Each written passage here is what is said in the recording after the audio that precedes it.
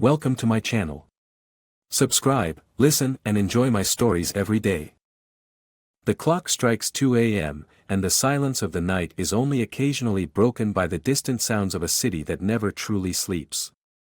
I sit alone in the dim glow of our living room, the television casting flickering shadows across the walls, yet providing no company. Anxiety gnaws at me as I check my phone for the umpteenth time, still no messages, no calls. Suddenly, the harsh trill of the phone shatters the quiet. I lunge for it, heart racing, hoping it's Claire, my wife, finally calling to say she's okay, that she'll be home soon. "Mr. Sullivan?" a stern voice inquires on the other end. "It's not Claire." "Yes, speaking. Is everything all right? Is it about my wife?" "This is Officer Ray Hartley from the downtown precinct. I'm afraid there's been an incident involving Mrs. Sullivan. We need you to come down to the station as soon as possible." A knot forms in my stomach. Is she all right? "She's safe, but there are some complications. It's best we discuss this in person, Mr. Sullivan." Minutes later, I'm racing through the deserted streets, my mind whirling with possibilities. What kind of trouble could Claire have gotten into? It's unlike her to be out this late without a word. I arrive at the precinct, a stark building bathed in the harsh glow of fluorescent lights. Officer Hartley meets me in the lobby, his expression unreadable. He leads me to a small, bleak room with a table and 2 chairs. "Mr. Sullivan, please take a seat," Hartley gestures. As I sit, he pulls out a tablet, his face grim. "There was a traffic violation, your wife was speeding, and there was an incident during the stop." "Incident? What kind of incident?" Officer Hartley hesitates, then turns the tablet towards me. The screen flickers to life, showing grainy footage of a dark street corner. My heart skips as I see Claire's car pulled over. She steps out, looking flustered as she speaks with a policeman, not Hartley, someone else. I watch, transfixed, as the conversation seems to heat up. Claire gestures wildly, then, my breath catches. The footage shows her leaning in, her demeanor changing, the transaction unmistakable. The officer looks around nervously before nodding, and they both glance surreptitiously around before heading towards his patrol car.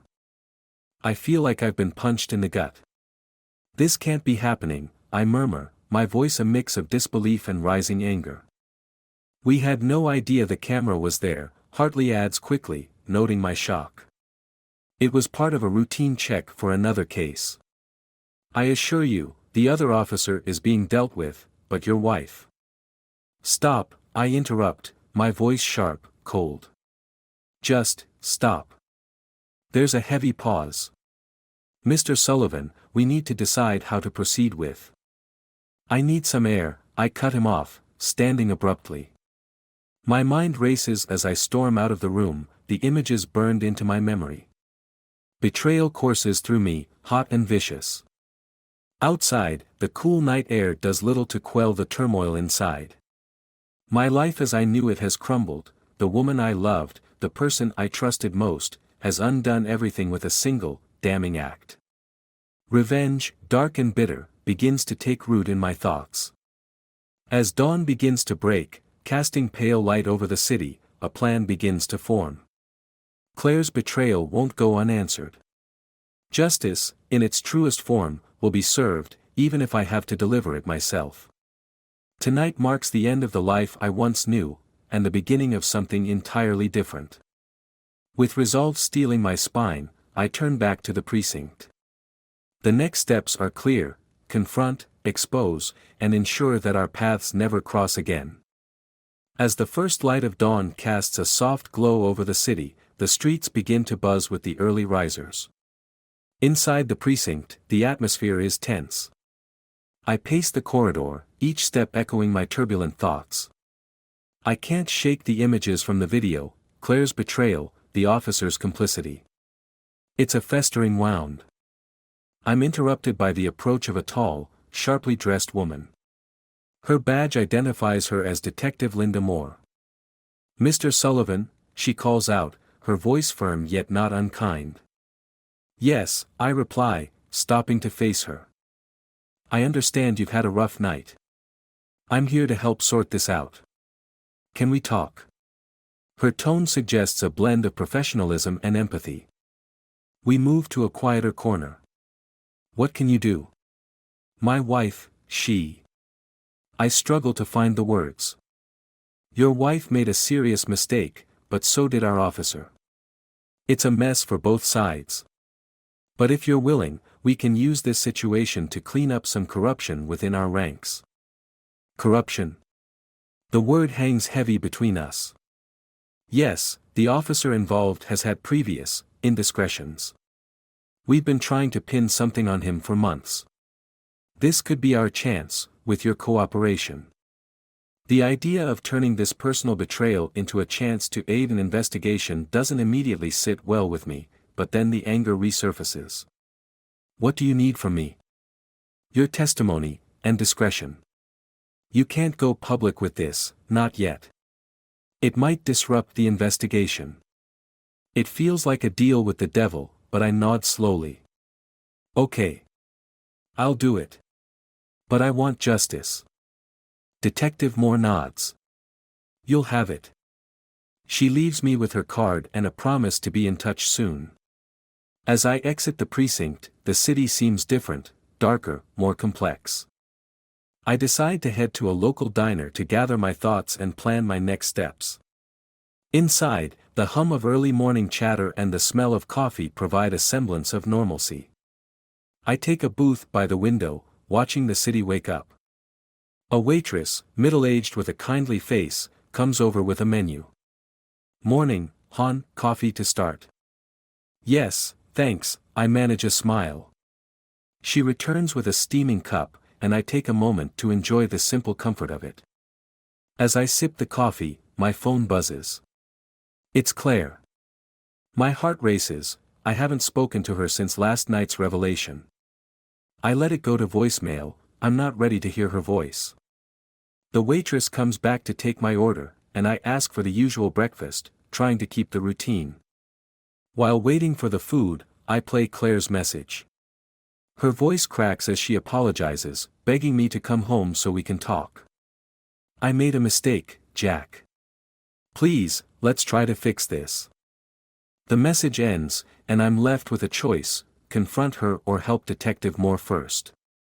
Justice or personal closure? My hands tremble slightly as I weigh my options. I'm jolted from my thoughts by the arrival of my breakfast.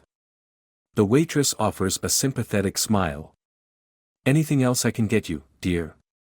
Just the check, thanks, I respond, my mind made up. I'll meet with Claire, but on my terms.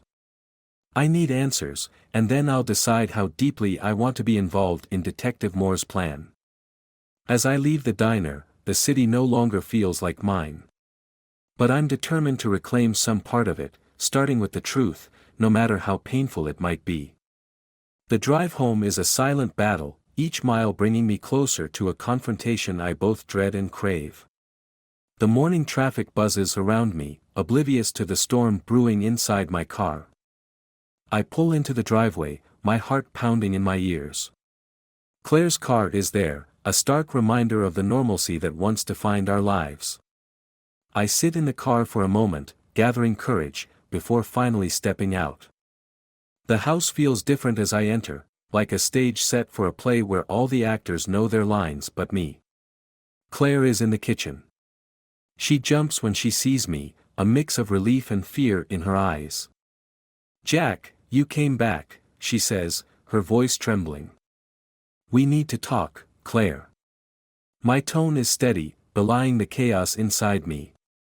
She nods, wiping her hands nervously on her apron.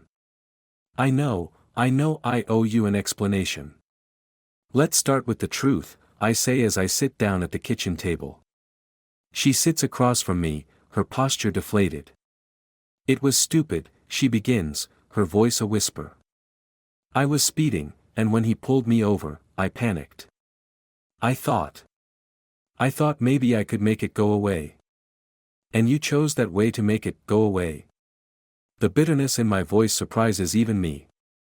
Claire's face crumples. I don't know why I did it. It was a moment of utter stupidity. I never meant to hurt you. I look at her, really look at her, and see the remorse. But it's not enough. But you did, Claire. You hurt me, you betrayed us. She reaches out, but I pull back. I've agreed to help the police with their investigation into that officer. Your encounter was not as private as you thought. Claire gasps, her hand to her mouth. Oh God, Jack, I'm so sorry. I never wanted any of this.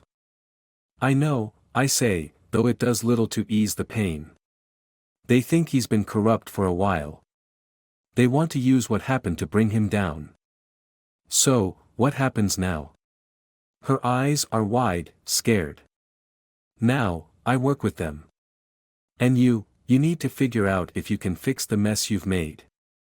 Standing up, I feel a decisive chill settle over me. I'll be staying at a hotel tonight. I need some space to think. Claire nods, tears streaming down her face. I'll do whatever it takes, Jack. Please believe that. As I head to the door, my phone buzzes. It's Detective Moore. We need to meet tomorrow, early. Things are moving faster than we thought. Understood, I reply, feeling the weight of the coming days. Leaving the house, the air feels crisp, like the sharp edge of a new beginning. As I drive away, the home I once knew fades into the background, and the path ahead, uncertain and daunting, stretches out before me. The fight for justice is now intertwined with my personal journey of healing, each step forward a venture into the unknown. The early morning light casts long shadows across the city as I head to a clandestine meeting with Detective Moore at a nondescript coffee shop downtown. The weight of the previous day's revelations presses heavily on me, but the need for closure drives me forward. Detective Moore is already there, seated in a corner booth, her eyes scanning the room. She nods at me as I approach. Jack, thanks for coming on such short notice, she says, her tone serious. Let's get to it. What's happening? I ask, sliding into the booth. We've made progress. Not only did we confirm the officer's misconduct, but we've also uncovered a network he was involved in. This goes deeper than just a few traffic stops, she explains, her eyes dark with the gravity of the situation. A shiver runs down my spine. And Claire? Moore sighs. She was unwittingly dragged into a larger scheme. The officer targeted her specifically because he knew she was vulnerable. The revelation stings, and anger simmers within me. So she was set up. In a way, yes. He manipulated the situation. Our investigation has revealed that this wasn't the first time he used his power in such a manner. The bitterness I felt begins to mix with a reluctant sympathy. What happens now? We bring them down, all of them. With your testimony and the evidence from the camera, we can dismantle this corrupt network. As for your wife.